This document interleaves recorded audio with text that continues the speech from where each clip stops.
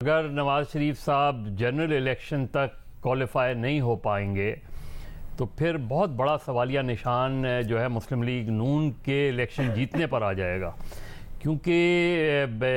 एक ऐसे रहनुमा जो आए हैं पाकिस्तान में और उनको मुस्लिम लीग नून ने उनका इस्तकबाल किया है, चौथी बार वज़ीर आज़म बनने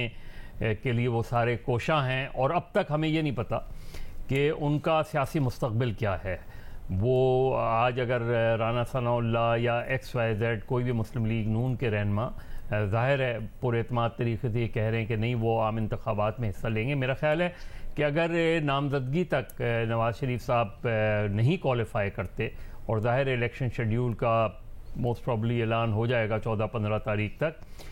तो उसके बाद मुस्लिम लीग नून को ये सेटबैक होगा अगर नवाज़ शरीफ साहब के कागजात नामजदगी नहीं दाखिल होते, और ये कैंपेन के लिए उनके लिए बहुत बड़ा जो है झटका होगा। तो मुस्लिम लीग नून ज़ाहिर है पूरी कोशिश तो ये करेगी कि वो जनरल इलेक्शन में हिस्सा लें। इसका मतलब ये है कि अगर हम ज़िमनी इलेक्शन की बात करें तो जनरल इलेक्शन में अगर वो नहीं होंगे और मुस्लिम लीग नून अगर हुकूमत बनाने की पोजीशन में आ भी जाती है तो सवाल ये है कि फिर वज़ीर आज़म कौन के उम्मीदवार कौन होंगे।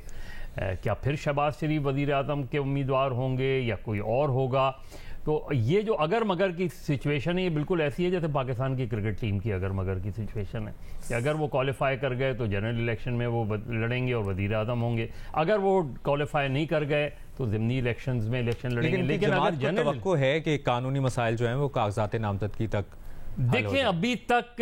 ये खासी उस लिहाज से जो है वो क्वेश्चन मार्क है, कुछ सवालिया निशान खड़े हो रहे हैं कि अब तक उस हवाले से कोई मूव नहीं हो पाई है, क्योंकि बज़ाहिर तो ये कहा जा रहा था कि जब वो लंदन से रवाना हुए थे कि हर चीज़ की तैयारी मुकम्मल है। तो लगता है कि कहीं ना कहीं कुछ मामलात ऐसे हैं कि जिसकी बिना पे ये शुकूक व शुबहात पैदा हो रहे हैं, और अगर ये शुकूक व शुबहात बरकरार रहते हैं तो मुस्लिम लीग नून के लिए अगला इलेक्शन जो है ज़रा मुश्किल हो जाएगा।